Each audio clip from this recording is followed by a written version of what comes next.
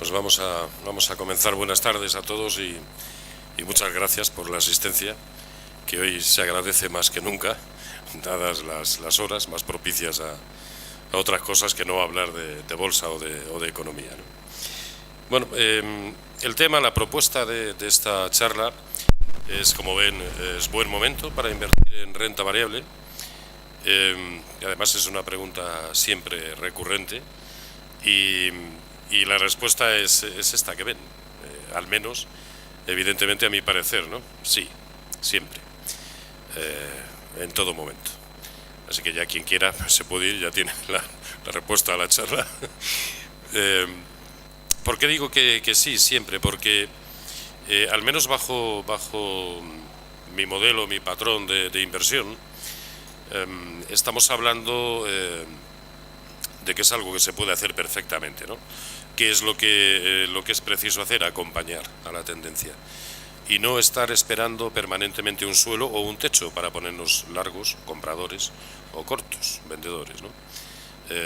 Hace poco leía un artículo de mi buen amigo Miguel Pareja y hablaba precisamente de los buscasuelos. De hecho, es una de las preguntas más recurrentes dentro de los consultorios y en general dentro del mercado. ¿Cuándo cree usted que es el momento de comprar BBVA, de comprar IBEX, de comprar tal? Esa es la pregunta recurrente, ¿no? Cuando yo creo que lo que debemos hacer es estar pendientes de la tendencia para tratar de ganar en ambos lados del mercado. Si lo hacen las manos fuertes del mercado sin mayores riesgos, ¿por qué no podemos hacerlo nosotros? Hoy el mercado pone a nuestra disposición las herramientas más que suficientes y con totales garantías para hacerlo, insisto, sin correr mayores riesgos. Solo vamos a correr aquellos riesgos añadidos que queramos correr. Por lo tanto, la respuesta, sí, siempre. ¿Esto implica que tenemos que tener siempre posiciones puestas? No necesariamente. No tenemos por qué estar cada día comprados, o no tenemos por qué ser traders de intradía y por lo tanto o hacer scalping y entrar 10 veces cada día. No. Yo creo que lo fundamental cuando nos empezamos a dedicar a esto o cuando dedicamos parte de nuestro tiempo a esto es primero ser consecuentes con nosotros mismos, ¿no? Y saber qué es lo que queremos ser, cómo queremos actuar en los mercados, qué es lo que esperamos sacar de nuestro patrimonio o de nuestros ahorros, o si lo que estamos gestionando es el total de nuestro patrimonio del cual queremos vivir, o si lo hacemos simplemente como jornaleros, propósito más que encomiable, por supuesto, simplemente para ayudar a nuestra economía, o incluso para vivir mileurista, o algo más que mileurista.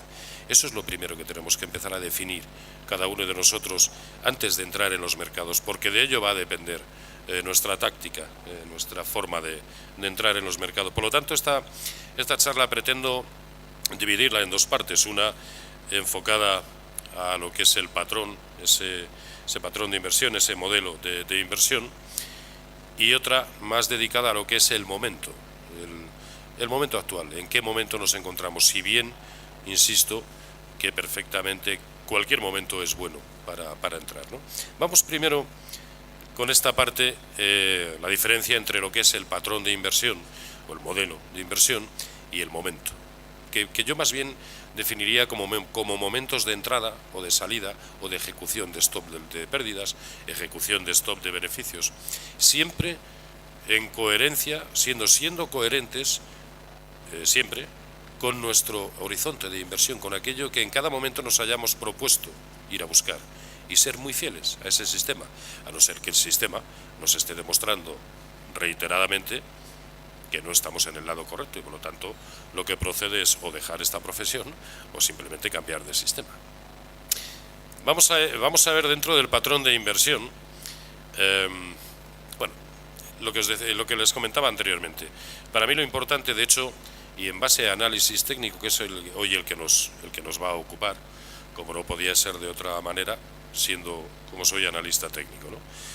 Lo vamos a enfocar todo prácticamente desde el lado técnico, que por otro lado, y que me perdonan todos los analistas fundamentales que pueda haber por aquí, me parece la mejor herramienta con mucha diferencia a la hora de tomar decisiones de inversión en cualquier subyacente, probablemente, al menos en todos aquellos admitidos a cotización. Hay una palabra sagrada, creo que dos palabras sagradas en análisis técnico, que son tendencia y stop loss. Al hablar de tendencia me quiero referir al hecho de que, en contra de quienes están permanentemente buscando un suelo para comprar lo más barato posible, cosa que se antoja cada vez más problemática, tratar de identificar el suelo real del mercado suele conllevar que nos equivocamos con demasiada frecuencia, ni tampoco ser eminentemente un buscatechos, es decir, comprar y saber determinar en cada preciso momento dónde ha tenido su techo, el final de ese recorrido alcista, para no solamente vender lo que ya teníamos comprado, sino para tomar posiciones cortas, ¿no? Si estamos esperando a que sucedan ambas cosas por el camino, con toda seguridad nos habremos dejado tendencias intermedias, pero intermedias de un 10, un 15, un 20%. No veo por qué hemos de despreciarlas cuando a lo mejor lo que tenemos a lo largo de un año son tendencias sucesivas de un 15, un 20, incluso un 25%. Y sin embargo estamos despreciando prácticamente todas ellas.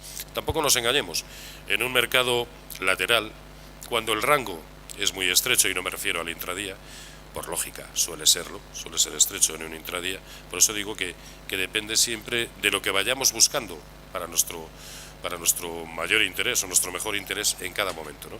En un mercado lateral, y hablo de un rango de meses, pues la verdad es que es difícil moverse, lo es para todos, porque cuanto más acortamos el horizonte de nuestro análisis y por lo tanto de nuestra inversión, mayores probabilidades tenemos de señales falsas de entrada, ¿no?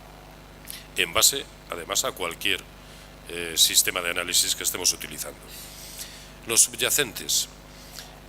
Aquí lo hemos englobado todo en lo que bueno, hemos definido renta variable, pero en realidad cuando hablo de la tendencia y por lo tanto tratar de estar en todos los lados del mercado, sobre todo en el alcista y en el bajista, para aprovechar esos dos grandes movimientos, lo bueno es que podemos hacerlo en cualquier subyacente. El mercado pone a nuestra disposición herramientas como plataformas de CFDs, por ejemplo, que a mí, y sin ninguna duda, es la herramienta que me parece idónea para actuar en los mercados, siguiendo además cualquier criterio de análisis que queramos tomar. Me parece que aúna todas las ventajas, tanto del contado como de los futuros, e inconvenientes, la verdad es que yo le veo más bien poquitos, por no decir ninguno. Si acaso, y eso es algo que va asociado en la mente de cada cual, y solo en la mente de cada cual, a la asunción de un riesgo superior cuando estamos operando en CFDs o en futuros. No es cierto, no es cierto. Vamos a correr el riesgo que queramos correr. Si yo tengo 10.000 euros en mi cuenta y quiero invertir por esos 10.000 euros, no tengo por qué invertir más allá de esos 10.000. Por mucho que en la cuenta solo me hayan retenido 1.000 euros en concepto de garantías. Vale, estoy invertido por aquello que yo quiero, en lo que yo quería invertir, mis 10.000 euros. Que hay 9.000 libres en la cuenta, muy bien, me olvido. Yo sé que estoy invertido por 9.000 euros. De igual manera, aquellos que en realidad quieren operar con 10.000 euros y solamente meten en la cuenta 3.300, por ejemplo, ¿qué es lo que hacen? Tomar apalancamiento 3-1, con lo cual la inversión es de los 10.000 euros que querían invertir. Es decir, el apalancamiento va a ser siempre una opción, jamás una obligación. ¿De acuerdo? Subyacentes tenemos absolutamente todos los del mundo. IBEX, todo el mercado continuo, todo el mercado europeo, en el Eurostoxx, en cualquiera de los índices, tanto europeos como norteamericanos, acciones norteamericanas, tenemos el oro, el petróleo, la plata, materias primas 1000, todas las divisas, el bono europeo, bono alemán, el bono norteamericano. Es decir, subyacentes tenemos 1000, perdón. Es imposible que, por mucha lateralidad que se prolongue durante meses, es imposible que no encontremos 1, 10 e incluso 100 subyacentes que están manifestando tendencia, una tendencia determinada, que están desarrollando tendencia. Vamos a tratar de estar en ellos, no específicamente esperando a encontrar un suelo para exclusivamente comprar. No. Vamos a ir siempre o a tratar de ir siempre con la tendencia. De hecho, las plataformas de CFDs actuales, también las de futuros, lo que pasa es que los futuros son bastante menos líquidos y además tienen fecha de vencimiento, cosa que eliminas con los CFDs, ¿no? No hay fecha de vencimiento, puedes aguantar el tiempo que quieras. Otro de los aspectos a tener en cuenta dentro del modelo del patrón de inversión es el horizonte de inversión. Y aquí sí que empezamos a querer tratar de definir lo que queremos ser. Si quiero ser un trader de corto plazo, y por corto plazo en el momento actual casi todo el mundo entiende el que opera en intradía, 2-3 veces al día, 1 vez al día, 10 veces al día, con lo cual hace lo que se denomina scalping. Depende de lo que queramos ir buscando en cada momento. El trader de corto plazo, que va buscando horizontes pues de una semanita, 2 semanitas, el trader de medio plazo, que es algo que yo ya, al menos según mi modelo de inversión, empiezo a no entender demasiado, es decir, aquel que pretende invertir para más de 3 meses o algo así. A mí me gusta siempre actuar con criterios de stop loss, entonces cuanto más vamos alargando el horizonte de nuestra inversión, tendemos a ser más indulgentes con nosotros mismos y por lo tanto más flexibles con los stop loss, cuando creo que es con lo único que no debemos ser flexibles, con el stop de pérdidas, ¿no? Pero lo primero que debemos tratar de definir es precisamente eso, ¿qué es lo que queremos ser? ¿Quiero ser un trader? ¿Quiero ser un gestor de mi patrimonio y por lo tanto no necesito estar en el intradía? ¿Qué probabilidades de éxito tengo? ¿Con qué dinero tengo que empezar? ¿O qué patrimonio tengo que manejar para ser autosuficiente pretendiendo vivir exclusivamente de los beneficios de la bolsa? Todas esas son cosas que cada cual debemos tratar de determinar, ¿no? Yo lo he dividido en dos, sé que hay más. Tenemos el jornalero, es decir, aquel que lo que pretende es una ayuda para su economía, ¿no? Y que a lo mejor se puede mover con volúmenes relativamente bajos, ¿no? Pues 3.000, 5.000, 6.000 euros. Y que va buscando pues sus 800, 900 euros diarios, por lo tanto sus 50, 60 euros diarios se puede hacer perfectamente, ¿no?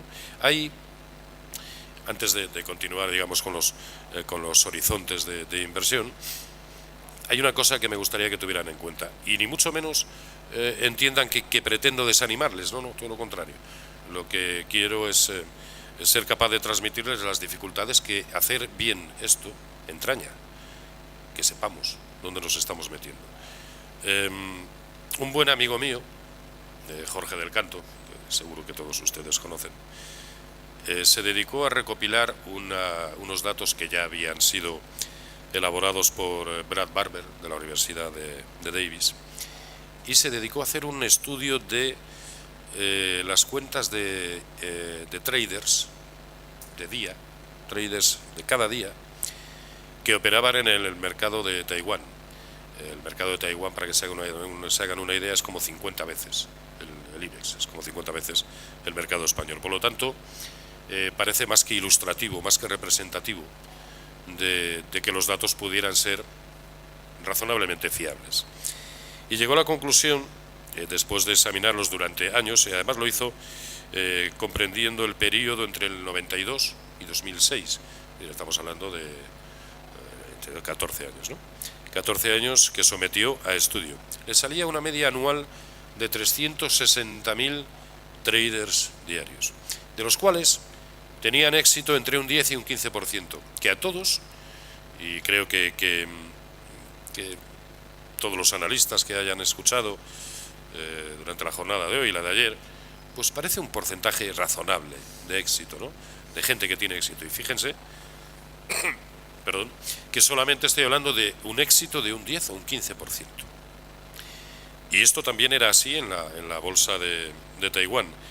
Pero cuando empezabas a pormenorizar un poco, las cosas se complicaban hasta el punto de que quienes ganaban de manera repetida, es decir, no solamente durante el conjunto de un año o en momentos de un año, sino que lo hacían de manera repetida al año siguiente y al otro y al otro, eran el 0,28% de esos 360.000 traders diarios, ¿de acuerdo? El 0,28%.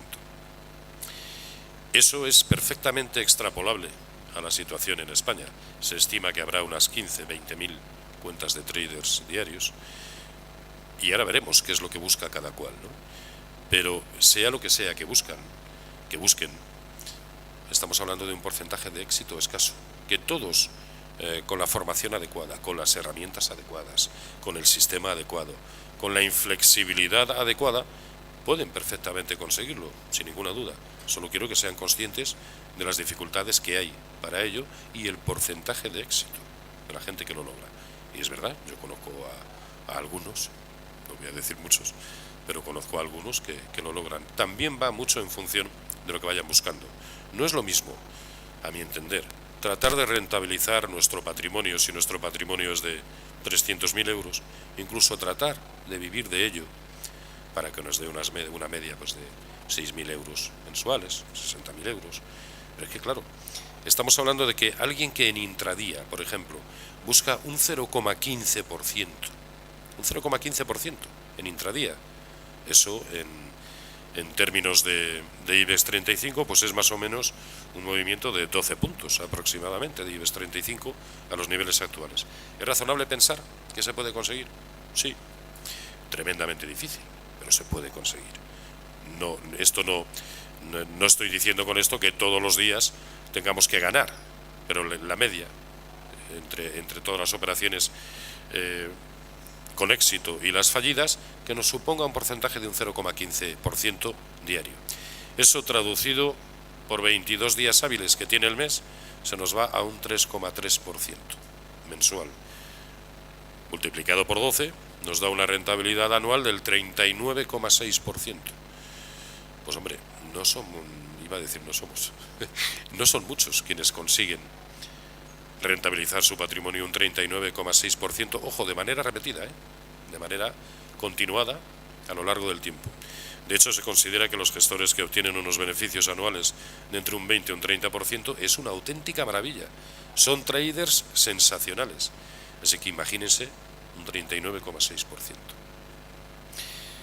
Con ese índice de aciertos y contando con que estamos invirtiendo 30.000 euros, estamos hablando de un beneficio de 900 euros al mes. ¿Suficiente para vivir de ello? Difícilmente. Y aún así estamos poniendo en juego, estamos poniendo a invertir, estamos movilizando 30.000 euros de manera repetida. Con 60.000 euros la cosa empieza a cambiar un poquito. Con ese porcentaje de beneficios de un 3,3% mensual, estamos hablando de 1.950 euros mensuales.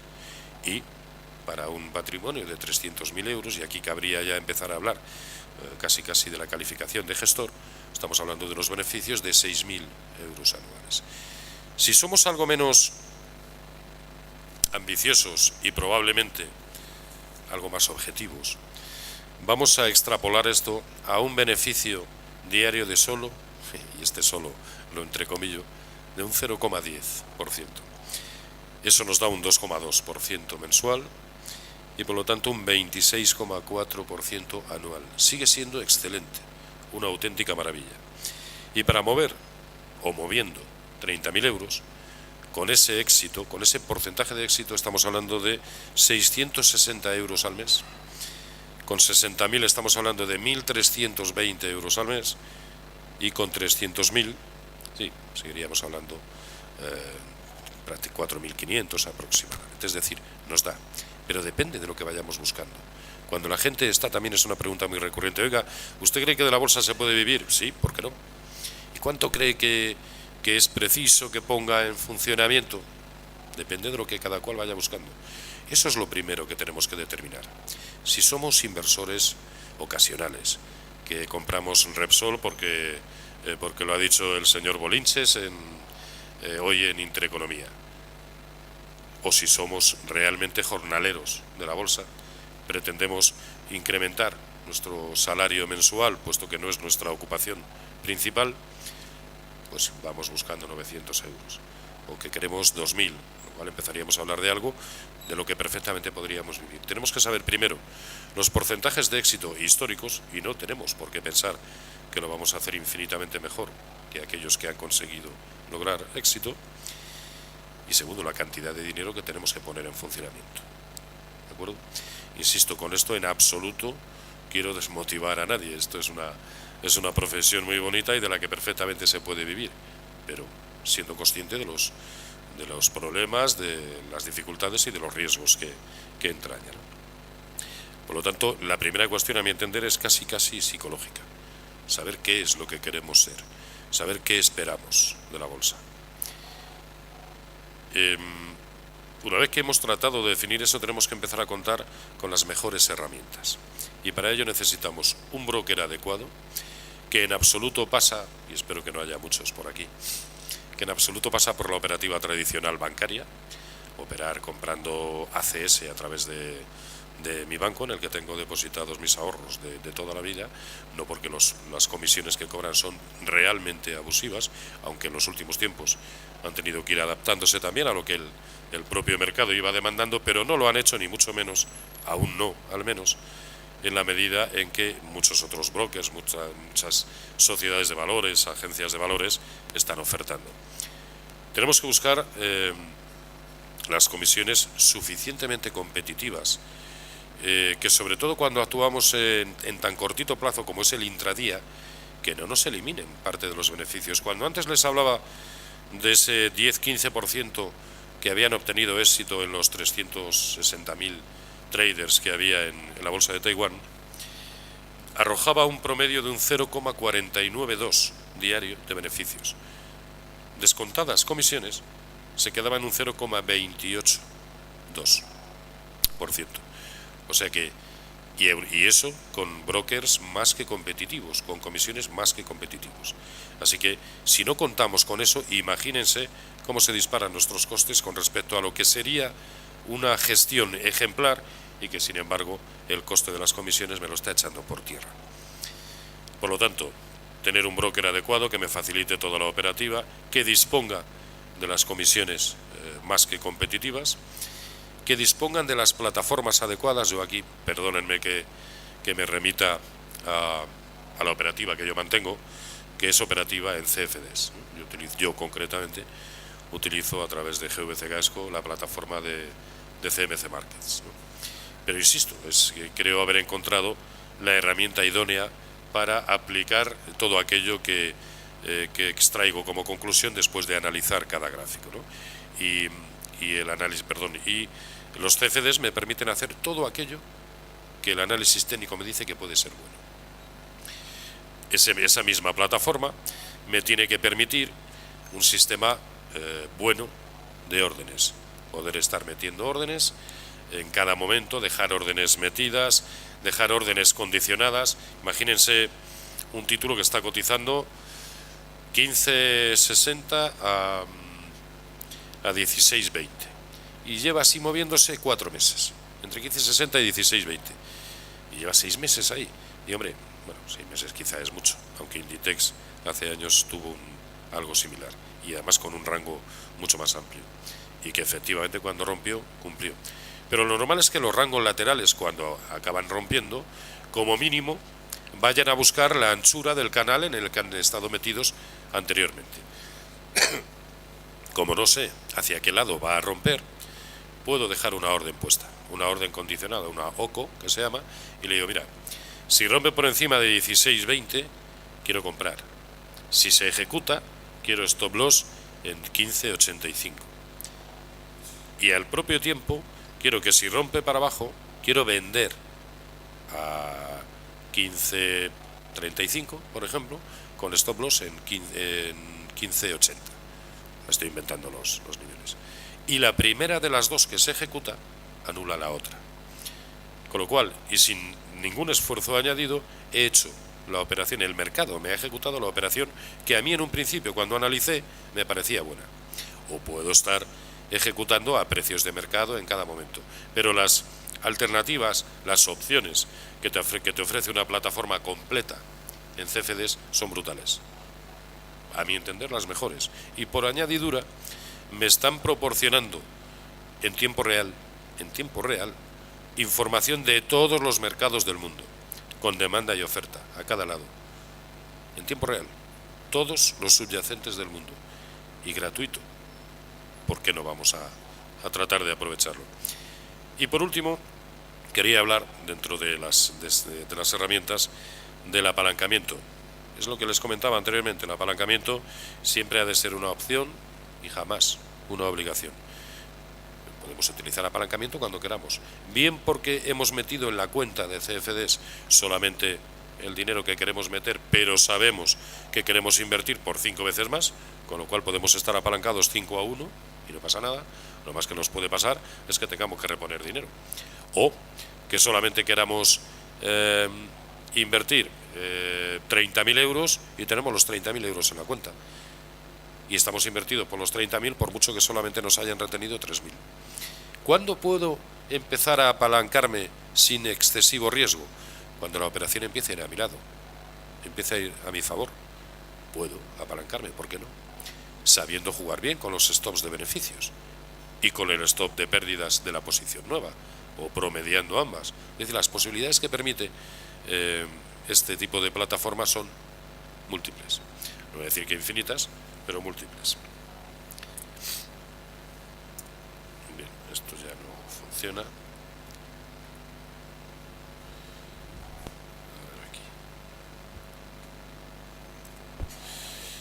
Bien, no quiero extenderme bastante más sobre lo que puede ser el modelo de inversiones. Más, esto no es más que un simple esbozo, ¿no? Esto daría para días y días tratando de encontrar un modelo, un patrón de inversión bueno, ¿no?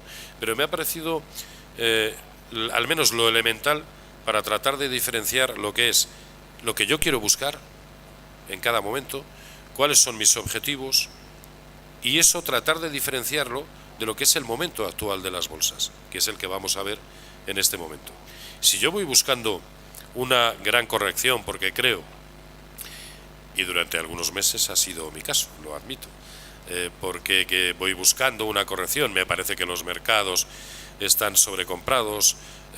Hace un par de meses me parecía tremendamente complicado, no voy a decir que imposible, porque aquí no hay nada imposible, pero me parecía muy complicado que los mercados fueran capaces de superar sus máximos históricos anteriores, ¿no? Y sin embargo, de una manera repetida, lo han venido haciendo absolutamente todos. Vamos a ver,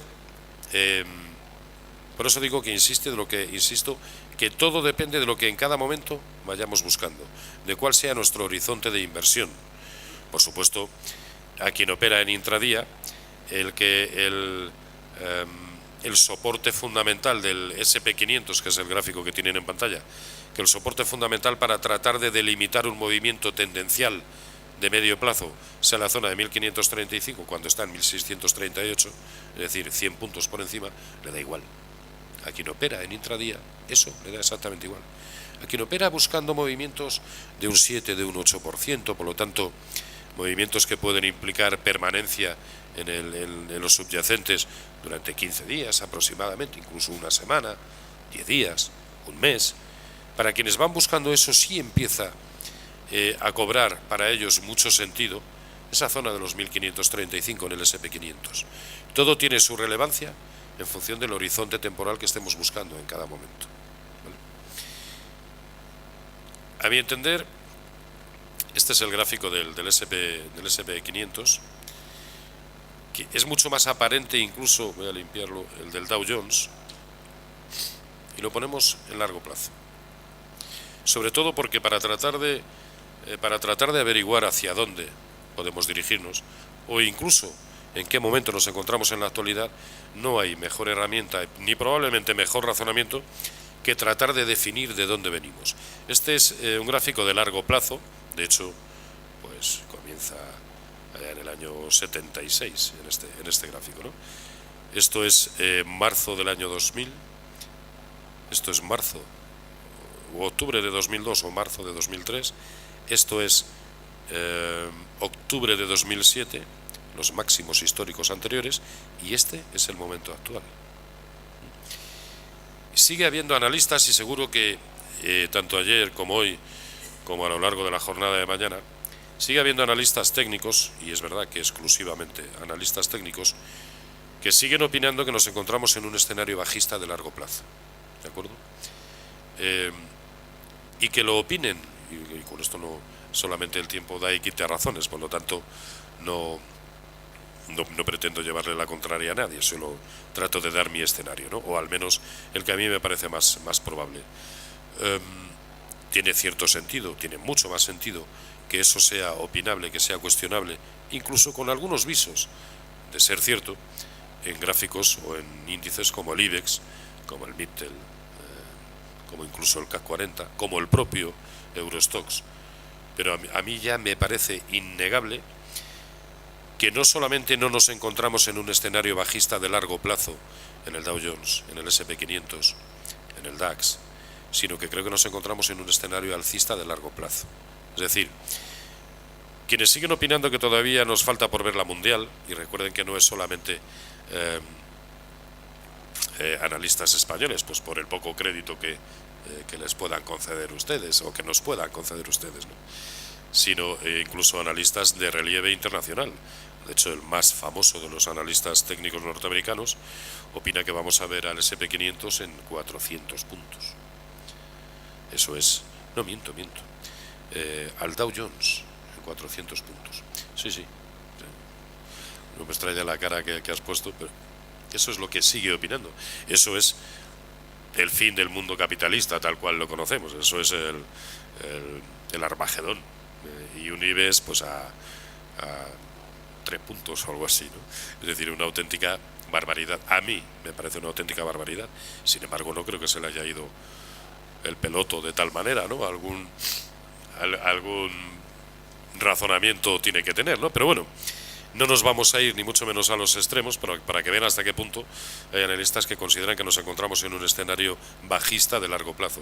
Pero aquí también en España sigue habiendo bastantes analistas, e insisto, solo el tiempo da y quita razones, aunque yo creo que esto no va de tratar de llevar razón, sino de tratar de ganar dinero, sea cual sea la circunstancia de mercado que se dé, que en realidad eso es lo complejo, ¿no?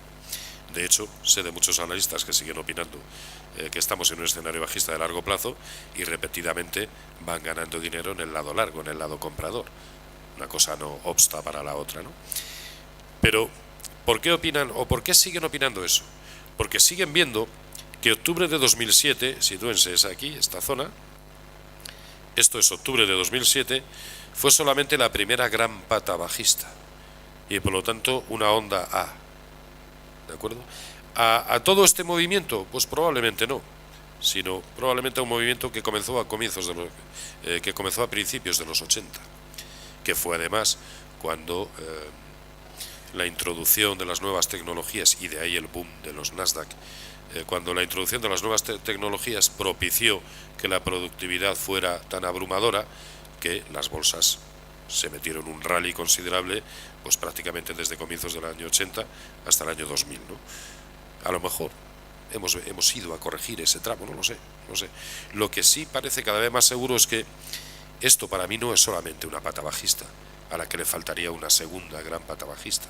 No, primero, por varios motivos. El primero de ellos, que ha ido a corregir muy por debajo de lo que era el mínimo relativo anterior, y estamos hablando no de mínimos relativos, sino casi absolutos, puesto que distan 7 años entre ellos.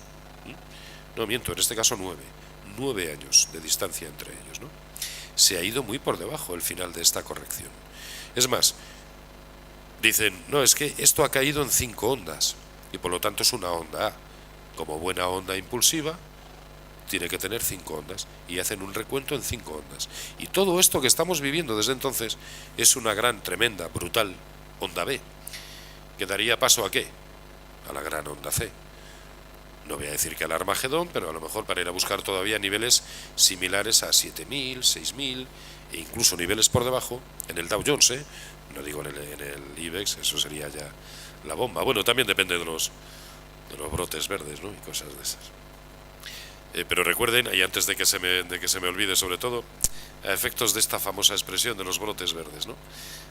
No, esto mejor lo dejo para el final, porque es lo suficientemente curioso. Esta onda B, a mi entender, lo que para ellos es una onda B, a mi entender elimina cualquier posibilidad de que eso siga siendo un escenario bajista de largo plazo. Es más, yo hago otro recuento y es el siguiente. De la misma manera que aquí, quienes quieren ver una onda A lo han hecho en base a que han identificado onda 1, onda 2, onda 3, onda 4 y onda 5. Todo ello formando parte de una onda. Bien, perfecto. Ahora yo digo, no es válido un recuento por el cual esto haya sido A, esto haya sido B y todo esto C, y por lo tanto la corrección haya sido en zigzag alargado en A, B y C, y por lo tanto el final de la corrección. Es más, parece que la evolución posterior de los mercados, rompiendo por encima de los máximos históricos anteriores y demás, parece que empieza a dar la razón a este escenario, ¿no? Porque seguir empecinados en que esto es bajista de largo plazo, ojo, sigo hablando del Dow Jones, del S&P 500, del DAX y de muy poquitos más. Todos los demás no tienen ni de lejos este aspecto. Pero también es verdad que son los tres que marcan la pauta, junto con el Nasdaq 100. Y claro, si contemplamos el largo plazo, me dirán ustedes, hombre, es que...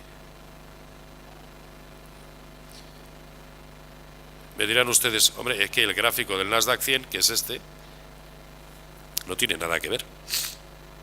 No tiene nada que ver con el del Dow Jones y el S&P 500. Pero claro, venimos de algo que provocó una burbuja que desde el año 2000 hasta el 2003 hizo desaparecer a más del 70% de todo lo que olía a .com. Por lo tanto, es normal que el ritmo de recuperación, aun siendo muy elevado, todavía nos lleve tiempo volver a conquistar esa cota cercana a los 4.800 puntos que tuvo de máximos históricos en el año 2000, en marzo del año 2000.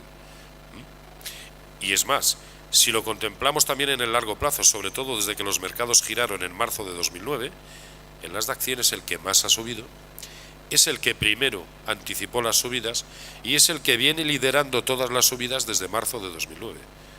Luego también es un índice a tener en cuenta. Es más, si contemplamos el largo plazo, que es en el momento en el que nos encontramos ahora mismo en este análisis, ¿qué objetivo tiene el Dow Jones? Que es este gráfico que tenemos en pantalla. ¿Qué objetivo tiene? No lo sabemos. Al menos yo no. ¿Por qué? Pues porque ya está muy por encima de sus máximos históricos, cumple pocas proporciones en cuanto a la igualdad de los impulsos. Realmente complicado.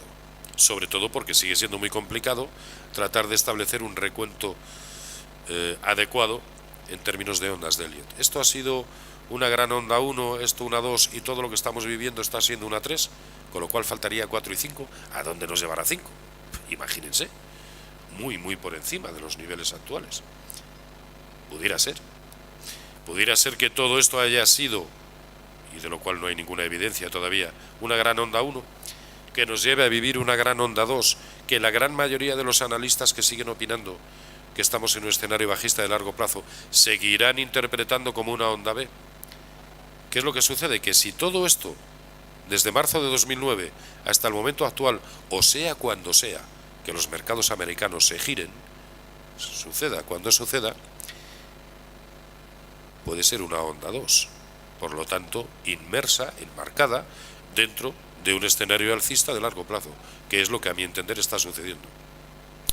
Problema, que las ondas 2 pueden ser devastadoras y pueden llegar a corregir un 80, un 85 o un 90%, lo que ha sido la onda 1.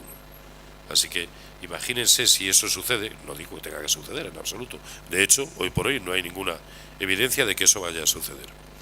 Pero si eso es así, y hasta aquí hemos vivido una gran onda 1, la onda 2 nos puede devolver a niveles pues, de 7.000, 8.000 y cositas de estas en el Dow Jones. Y eso es una caída cercana al 50%. Que algunos índices, y mucho me temo que el nuestro quedará encuadrado en ese término, no digo que vayan a multiplicar por 2 porque sería caer un 100%, pero que van a acusar mucho más severamente. Pero esto es ponernos incluso en el peor de los casos. Casos que, aun contemplando que sea el peor, ni siquiera nos va a llevar por debajo de los niveles que vimos en marzo de 2009. No al menos en el Dow Jones, en el S&P 500, en el Nasdaq 100, en el DAX, muy difícilmente en el CAC 40 y más probable en el Eurostoxx, en el IBEX, en el MIPTEL. Y aún así sigue siendo un escenario alcista de largo plazo. Esto está claro que solamente el transcurso del tiempo nos va a ir diciendo en qué medida es cierto o no lo es, ¿no? Por supuesto, los gráficos varían mucho según contemplemos uno u otro. Este es el gráfico del IBEX 35 y no tiene absolutamente nada que ver con los que hemos visto, del SP500, del Dow Jones, ni de los Nasdaq. Absolutamente nada que ver. Y mucho me temo que si efectivamente los mercados van a corregir y solamente en grado proporcional al último impulso, pues a lo mejor al IBEX le queda por sufrir hacia la zona de 7.200, 7.100, pero es que ese es el escenario que yo ahora mismo contemplo incluso como más grave. Solo a medida que los que marcan la pauta nos vayan diciendo que van a ir a buscar niveles de corrección a impulsos de onda mayor, solo en ese caso cabrá pensar en objetivos mucho más bajistas en el IBEX. Pero hoy por hoy no hay ningún motivo para ser ni mucho menos alarmistas, pese a las caídas que parece que han comenzado esta semana. Pero fíjense que el último gran impulso alcista en el caso del Dow Jones comenzó aquí, en noviembre, en finales de octubre del año pasado. Si nos hacemos los retrocesos de Fibonacci solo a ese impulso, estamos hablando de buscar niveles de 14.400 aproximadamente, que por otro lado, como ven, es un cierto soporte horizontal, de 14.020 y de 13.665, que por añadidura se corresponde con los máximos anteriores, con los máximos históricos anteriores. O sea que perfectamente, no, ese no fue el máximo histórico anterior. El máximo histórico fue este. Sí, pero bueno, tampoco están tan alejados. ¿De acuerdo? Estos son los objetivos más probables a corto plazo para el Dow Jones. Y esto lo podemos hacer equivalente, lo podemos hacer extrapolable al SP500, a todos aquellos que están siguiendo una dinámica similar a la de los mercados norteamericanos. Insisto que es mucho más complejo hacerlo para el IBEX 35. El IBEX 35 tiene sus propias miserias y seguramente va a seguir hundido durante una temporadita en esas miserias, sobre todo si vienen mal dadas.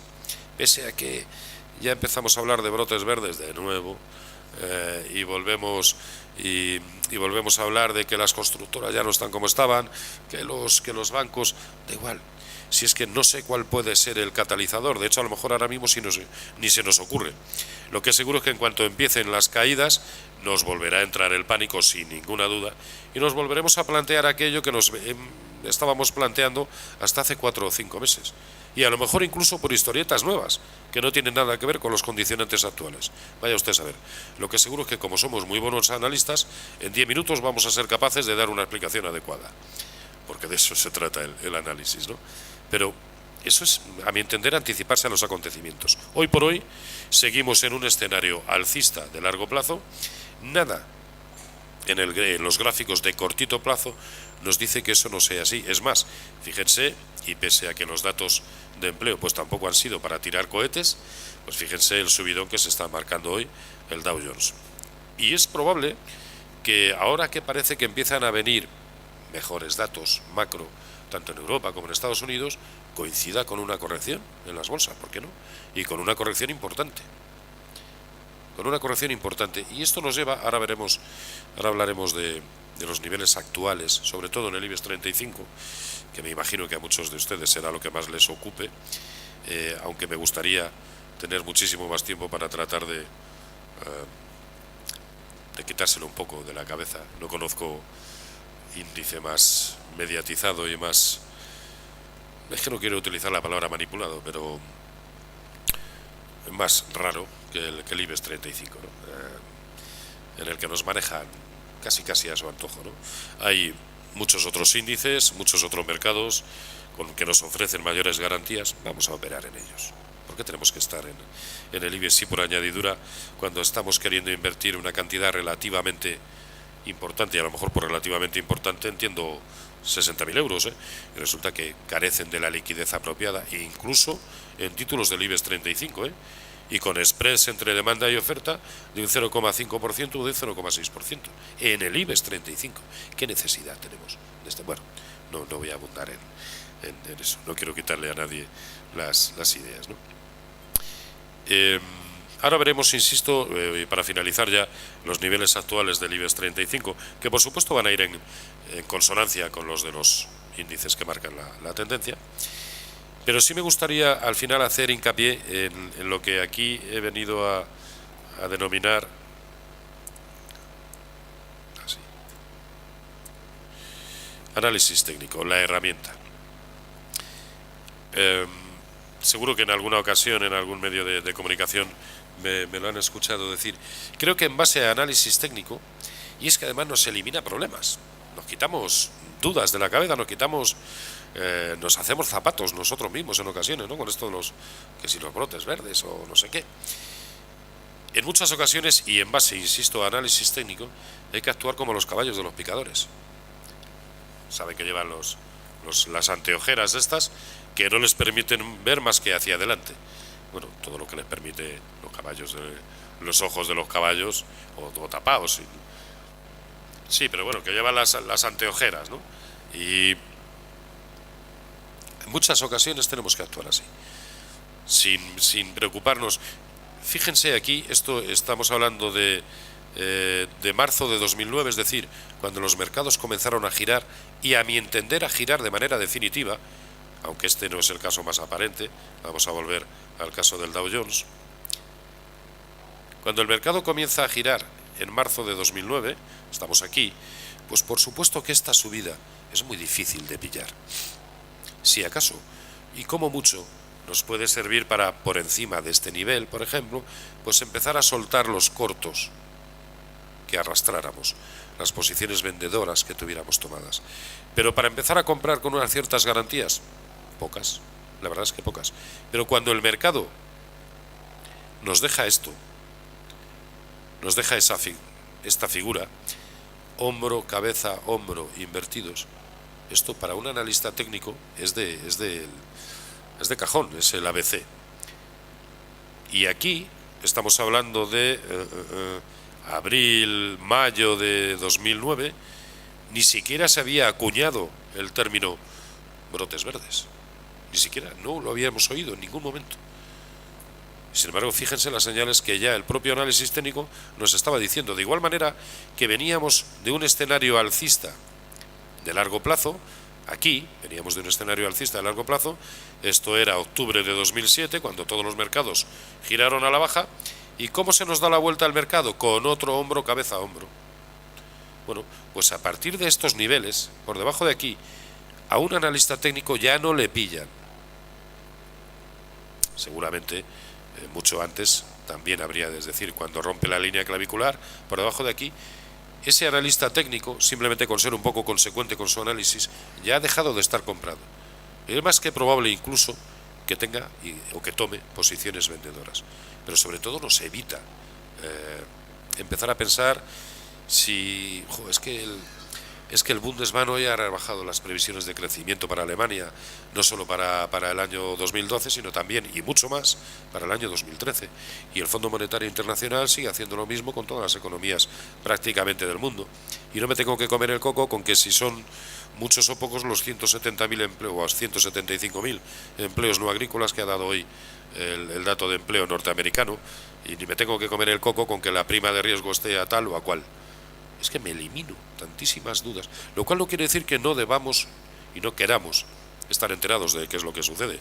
Las cosas siempre suceden por algo, y lo que nos está diciendo el análisis técnico, el gráfico, es que esto está sucediendo, que sucede por algo, sin ninguna duda, pero en el fondo me bastaría con ver el gráfico para tratar de intuir la dirección, al menos con un porcentaje bastante elevado de acierto-error.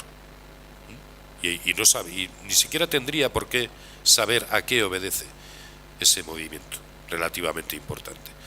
Y por lo tanto, vamos a ver, es que si no, no va a haber tiempo, o va a haber muy poquito para preguntas. Vamos a ver los niveles actuales del IBEX 35. A muy cortito plazo, está claro que esta zona está sirviendo de soporte. Estamos hablando de los 8.160 puntos. Hasta ahora en ningún momento se ha ido por debajo. Incluso en la jornada de hoy, que ha sido la que ha tomado o tocado nuevos mínimos de las últimas semanas, lo ha respetado a la perfección, y desde ahí rebotando como viene sucediendo prácticamente en todos los índices. Si observamos el DAX, 3/4 de lo mismo. Fíjense en qué soporte tan importante tiene la zona de 8070, todo ha sido tocarlo, y el impresionante velón blanco que nos deja la jornada de hoy. Fíjense, impresionante. Y al final es que en muchas ocasiones tampoco merece la pena comernos demasiado el coco con tropecientos indicadores, con tropecientos osciladores. Si las cosas, si resulta que en la mayoría de las ocasiones, las cosas tan simples, que son las más evidentes, y es que al final son las más efectivas: soporte, resistencia. Vamos a tratar de operar en soportes y en resistencias. ¿Por qué? Eliminamos señales falsas de entrada, en gran medida. Sabemos o intuimos o tenemos un mejor método de detección de establecimiento de los stops de pérdidas, de los stops de beneficios. Imagínense que entramos en un título que se viene moviendo en un rango entre 20 y 18.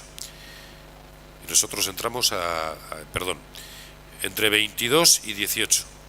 Y nosotros entramos a 20, porque somos así. Y porque nos gusta, y porque mi amigo el de la carnicería me ha dicho que la compraba ahí y que le está yendo de maravilla. Y yo compro a 20. ¿Con qué criterio? Si estoy en el medio de la nada, ¿dónde establezco los stops? Análisis técnico. Bien, IBEX, es que se me va de uno a otro. El IBEX, nivel importante a corto plazo, 8.275. ¿Cuándo podemos empezar a pensar que esto tiene un cierto sesgo bajista, que en algún momento lo va a tener? Eso es indudable, ¿no? A mi entender, cuando el DAX pierda esa zona, que será coherente con pérdidas de niveles de similares o de similar contundencia en el Dow Jones, en el S&P 500 y en el Nasdaq 100. Pero hoy por hoy es más. Mientras las cosas no nos digan lo contrario, los mercados están siguiendo hoy por hoy la fortaleza que desde el primer momento han ido teniendo los índices tecnológicos. ¿Cuál es el gran objetivo? Lo voy a poner en gráfico semanal y lo vamos a ver mejor. ¿Cuál es el siguiente gran objetivo del Nasdaq? Como ven, ha cumplido, esto es la caída desde marzo del año 2000, cuando se produjo la burbuja del pinchazo de la burbuja tecnológica. Esto es el año 2003, cuando los mercados en primera instancia giran, y esto es marzo de 2009.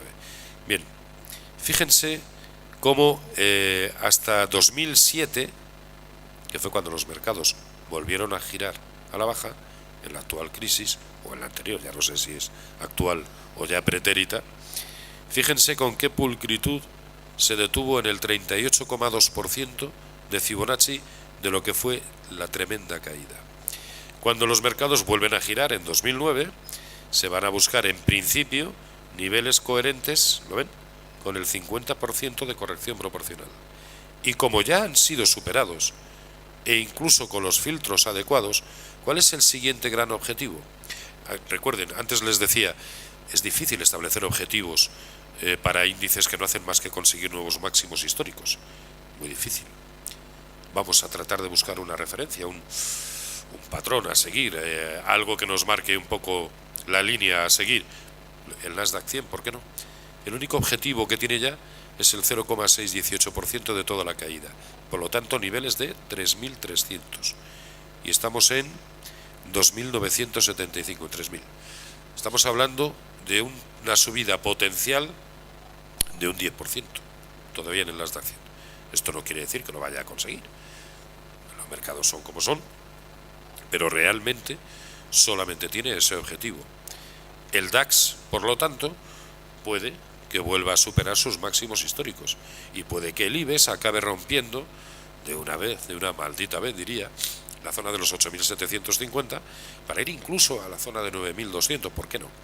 Si de la misma manera que hemos sido especialísimamente castigados cuando los mercados han estado muy negativos, por razones obvias, en el caso español, por un modelo de crecimiento nefasto y por obra y gracia de nuestros bancos, pero también puede suceder que en época de bonanza, sobre todo si empezamos a tener mejores datos macroeconómicos, recuperamos algo de la confianza perdida en el sistema bancario, la prima de riesgo se mantiene en niveles cercanos a los actuales, 200 y pico, 300 puntos, puede que volvamos a tener mayor fuerza. De igual manera que en todo el periodo del año 2000 a 2007, el IBEX 35 fue el mejor índice del mundo, mejor que el Dow Jones, mejor que el S&P 500, mejor que el DAX, mejor que el Eurostoxx. Cuando las cosas caían, el IBEX caía menos que ninguno. Cuando las cosas subían, el IBEX era el que más subía. No solamente eso, sino que era el que anticipaba todos los movimientos. Si al final todo, como en la vida, y sé que esto es demasiado simplista, pero todo es cíclico. Así que volveremos a ver un ciclo alcista también en España, por mucho que ahora nos parezca lejano. Lo cual no quiere decir, ni mucho menos, que el mejor modelo de inversión, que es más, a mí me parece el peor, sea el largo plazo, en absoluto. Porque hay cosas que no van a recuperar jamás sus niveles, jamás. Y no estamos hablando de chicharros, hablamos de blue chips como Deutsche Telekom, como France Telecom, como Nokia, como Citigroup, como Bank of America y como tantos y tantísimos, incluso en el IBEX 35. Hablamos de blue chips, no vamos a volver a ver a un Deutsche Telekom a 200 y pico o a un Nokia a 80 y tantos, con toda seguridad. Yo al menos no lo voy a ver. Así que eso del largo plazo no es en absoluto recomendable. Y bueno, dicho esto, vamos a dejar, quería que hubiera sido algo mayor el margen, pero alguna preguntilla, pues si tienen por ahí en plan express, casi. Sí, allí.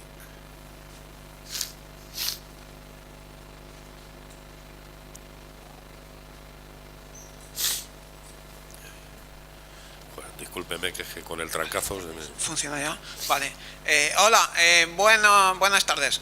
Muchas gracias por tener ocasión de preguntar y sobre todo quería saber si en el caso de que ha mencionado al principio de la conferencia el tema de la inversión en CFDs, en futuros y opciones, por ejemplo, otra alternativa que parezca sofisticada, pues es perfectamente posible si al menos es transparente la inversión. Todo eso va a estar anotado en cuenta corriente, está reglamentado, o podemos esperarnos que algún intermediario pues se le vaya la olla y coja y haga de las suyas, nos lo saque el dinero de la cuenta corriente, porque claro, se supone sí, que sé desde hace aproximadamente 2 años que usted ha padecido algo de eso y coincidimos además en todas las ferias, y es una pregunta recurrente por su parte, ¿no? Yo siempre voy a pensar en la buena fe de todos aquellos que intervienen en los mercados hasta el momento en que me demuestran lo contrario. Y por desgracia en los últimos años hemos tenido muchas evidencias de ello.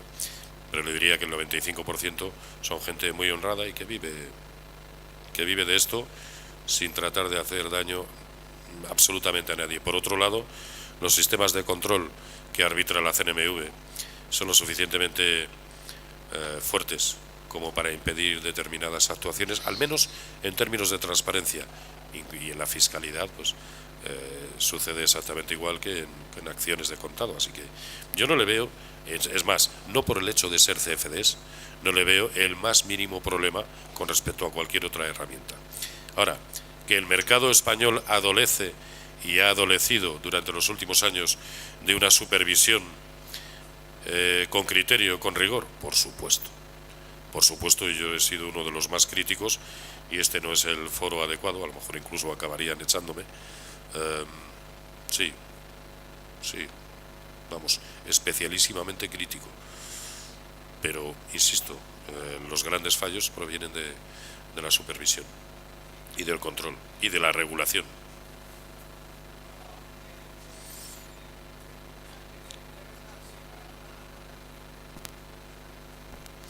Si esta conversación ya la hemos tenido, es más, casi palabra por palabra.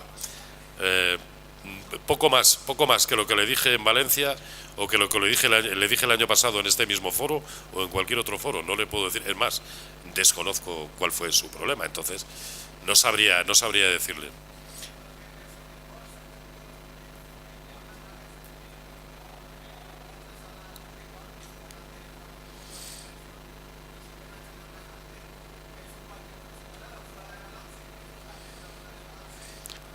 De todas maneras, si queremos que haya solo una pregunta más, si le parece se queda y ahora lo hablamos por enésima vez. Pero le anticipo que no le voy a poder decir nada nuevo. Mi fe en que las cosas se hacen correctamente y trabajo en una entidad que lleva años haciéndolo, mi fe es absoluta. Que hay y habrá mala fe y mala gente en todos los sitios, sin ninguna duda. Pues señores, creo que debemos terminar. Muchas gracias por su atención.